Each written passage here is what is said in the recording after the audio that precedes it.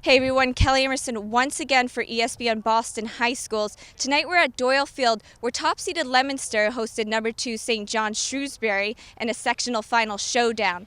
In tonight's highly anticipated match, it was nothing less than physical in the fight to advance. So who will be continuing their journey on the road to Gillette? Let's take a look back at some of this evening's top plays. Early on in the second quarter, Leominster was up 8-6 when Neil O'Connor hooks up with Jake Elaine on a 46-yard pass just outside the goal line. That would lead up to Matt Banch for a 2-yard touchdown run, making it a 14-6 lead. St. John's responds quickly though, moving 61 yards in 8 plays, capping it off with an 11-yard touchdown pass from Drew Smiley to Dan Cowley. Shane Combs' 2-point conversion made it 14-all. With a little over a minute left to play in the first half, St. John's goes up on a field goal, but Leominster immediately came back. Watch as Mason Williams takes this kickoff, finds a seam up the middle, makes a couple of cuts to his right, then puts on the afterburners. No one from St. John's able to pick him up. The senior goes 72 yards to make it 20-17.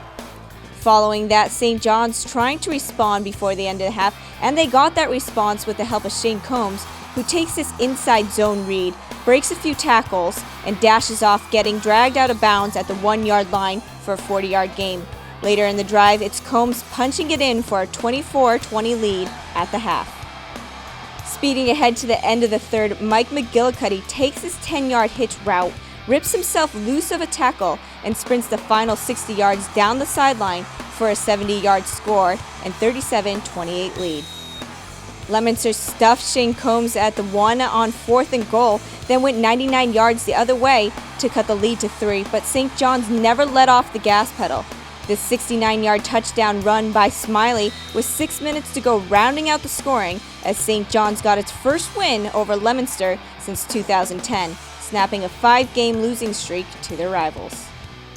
Here with me now to break down tonight's game is ESPN Boston High School's editor, Brendan Hall. Brendan, tonight's game was really a battle of the scoreboard, a back-and-forth game. Yeah, these kind of games tend to favor St. John's when it turns into a track meet. You see some of the scores they've put up all year. The Marlboro game, for instance, last week, I think they put up 56. They put up 51 tonight. This offense is just clicking. Andrew Smiley, returning All-State quarterback, 270 yards rushing, 273 yards passing, 5 total touchdowns. That used to be a routine night for him. People forget last year. He's had a little tougher, but man, he really just came back into this thing. I thought, in the first matchup, St. John's got a lot of yardage in the second half off of screens, especially Mike McGillicuddy. And I thought there'd be a game plan going in here, but really they just kind of sat in zones, look at the cover two, kind of played off their aggression a little bit. They mixed it up good with which were they reading a D tackle, D end on the zone reads, seemed to give them problems. Just really, really fluid run through the postseason here for St. John's. Now, what kind of blow did Leominster take after losing Matt Banch to injury? Yeah, he went down sometime in the first half with a back injury. Didn't come out dressed in the second half, was just kind of on the sidelines. Had to be frustrating for him in an environment like that, a district final, on your home turf. That's going to be a big blow. Besides for that, he's the quarterback of your defense. And when you lose a linebacker, a guy who brings in all the defensive calls, a guy who makes sure the defensive linemen are lined up everywhere, a guy who is so good in run support, a guy who really was the unsung hero for all the accolades that Gerald Otto and Neil O'Connor have gotten all season. Was also a great pass-catching fullback off in the flats. It was a huge blow, frankly. They lost a couple guys tonight, but Banch, losing him, that was big. I mean, you saw how many yards that Shane Combs got up the middle on those inside zone plays, and I think it's a different story if Banch is healthy.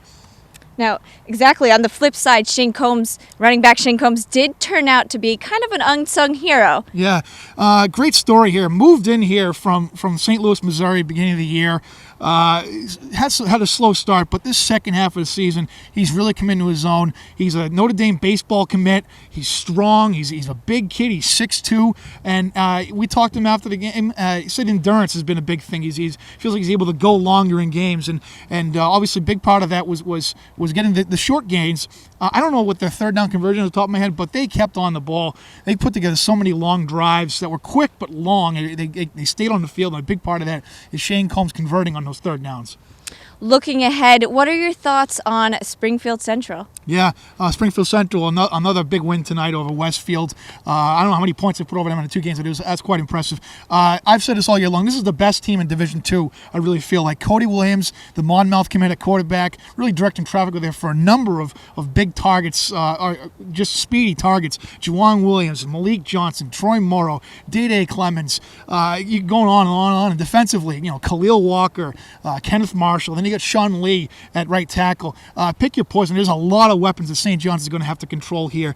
I expect a huge crowd coming for St. John's. You saw how many people were here tonight. It was a couple thousand from St. John's side. They filled that side up pretty quick and pretty big. There's going to be a lot of energy, a lot of high intensity going into this one.